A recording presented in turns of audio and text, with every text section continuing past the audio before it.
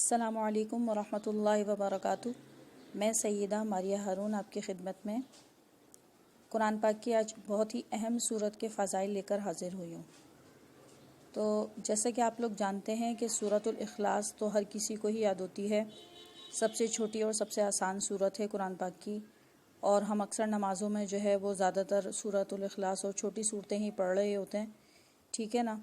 تو آج میں آپ کے سامنے سورۃ الاخلاص کے فضائل بیان کروں گی، ٹھیک ہے نا۔ تو سورۃ الاخلاص کے بارے میں آپ کو سب سے پہلے حدیث پاک کا ایک مفہوم سناتی ہوں۔ حضرت انس رضی اللہ تعالیٰ عنہ نے فرمایا کہ حضور اقدس صلی اللہ علیہ وآلہ وسلم کا ارشاد ہے، جس نے روزانہ 200 مرتبہ قل هو اللہ احد پڑھ لی، اس کے 50 سال کے گناہ، صغیرہ گناہ اعمال نامے سے مٹا دیے جاتے ہیں۔ ماشاءاللہ۔ ہاں، اگر اس کے اوپر کسی کا قرض ہو تو وہ معاف نہیں ہوگا۔ قرض کے لیے تو آپ لوگ سب جانتے ہیں کہ قرض انسان کو اپنی زندگی میں ادا کر دینا چاہیے، نہیں تو پھر اس کے مرنے کے بعد اس کے جو لواحقین ہیں ان کے اوپر یہ واجب ہو جاتا ہے کہ وہ اس بندے کا قرض جو ہے وہ اتار دیں۔ قرض کی وجہ سے مردے کو بہت عذاب ہوتا ہے، ٹھیک ہے۔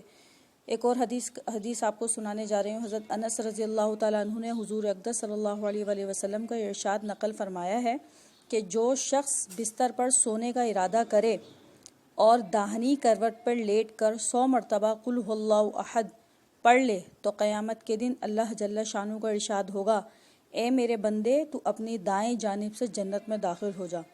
سبحان اللہ، کتنی بڑی خوشخبری ہے ہر مسلمان کے لیے کہ ایک چھوٹی سی سورت ہے سورہ اخلاص، جو کہ بچوں کو کیا بڑوں کو کیا آرام سے حفظ میں یاد ہے، اس کو صرف 100 مرتبہ لیٹے لیٹے ہی پڑھ لیں تو ماشاءاللہ اللہ تعالیٰ کا کتنا بڑا انعام ہے اس انسان کے لیے کہ اللہ تعالیٰ یہ ارشاد فرمائیں گے کہ میرے بندے تو اپنی دائیں جانب سے جنت میں داخل ہو جا، ٹھیک ہے نا۔ تو ایک اور حدیث پاک کا میں مفہوم بیان کرنے لگی ہوں۔ حضرت ابو ہریرہ رضی اللہ تعالیٰ عنہ فرماتے ہیں کہ حضور اقدس صلی اللہ علیہ وآلہ وسلم نے ایک شخص کو سورہ قل هو اللہ احد پڑھتے سن لیا۔ آپ صلی اللہ علیہ وسلم نے فرمایا کہ اس کے لیے واجب ہو گئی۔ میں نے پوچھا کیا؟ تو فرمایا جنت، ٹھیک ہے۔ دیکھیں ماشاءاللہ کتنی فضائلوں والی یہ صورت ہے، کتنی برکتوں والی صورت ہے۔ ہم چھوٹی چھوٹی نیکیاں بلا وجہ ہی ضائع کر دیتے ہیں، اپنی زبان کو فضول لغو باتوں میں زیادہ مصروف رکھتے ہیں، غیبتوں میں، جھوٹ میں، چغلیوں میں۔ تو یہ چھوٹی صورت کا اگر ہم ورد ہی رکھ لیں تو ہمارے لیے کتنا نفع ہے، کتنی وہ ہے۔ اگر ہم گھر میں کھانا پکا رہے ہیں، کہیں جا رہے ہیں، تو ہمیں یہ چاہیے کہ ہم جو ہے نا اللہ کے ورد سے اپنی زبان کو جاری رکھیں، ٹھیک ہے نا۔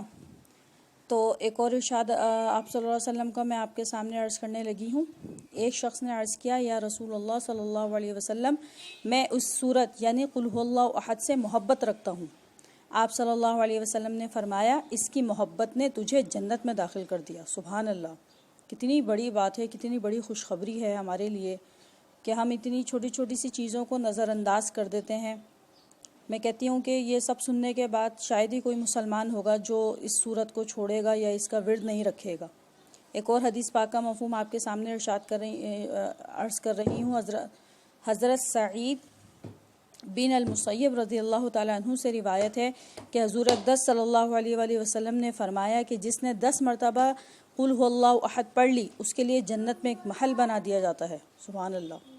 جس نے 20 مرتبہ پڑھ لی، اس کے لیے جنت میں 2 محل بنا دیے جائیں گے، اور جس نے 30 مرتبہ پڑھ لی، اس کے لیے جنت میں 3 محل بنا دیے جائیں گے۔ یہ سن کر حضرت عمر رضی اللہ تعالیٰ عنہ نے عرض کیا، یا رسول اللہ صلی اللہ علیہ وسلم، تو ہم اپنے بہت زیادہ محل بنا لیں گے۔ آپ صلی اللہ علیہ وسلم نے فرمایا، اللہ بہت بڑا داتا ہے، جتنا عمل کرو گے اس کے پاس اس سے زیادہ انعام ہے۔ سبحان اللہ، بہت بڑی بات ہے، بہت ہی بڑی بات ہے۔ تو آپ سب سے گزارش ہے کہ یہ جو صورت ہے قل هو اللہ احد کی صورت ہے، اس کو جو ہے اپنی روزمرہ کی زندگی میں اپنا معمول بنا لیں۔ اور یہ ایک اچھی بات ہے کہ ہم کوئی اچھی بات سنیں اور اس کے آگے تک پہنچائیں، یہ ایک صدقہ جاریہ ہے، میرے لیے بھی ہوگا، اور اگر آپ اس بات کو آگے پھیلائیں گے تو آپ کے لیے بھی ہوگا۔ اور اللہ تعالی ہم سب کو اس کے فضائل اور برکات لینے کی توفیق عطا فرمائے، اس پر عمل کرنے کی توفیق عطا فرمائے۔ اگر آپ کو یہ ویڈیو میری اچھی لگی ہو تو پلیز اس کو لائک اور شیئر ضرور کیجیے گا، اور سبسکرائب بھی کیجیے گا، ٹھیک ہے۔ اپنی دعاؤں میں یاد رکھیے گا۔ السلام علیکم ورحمۃ اللہ وبرکاتہ۔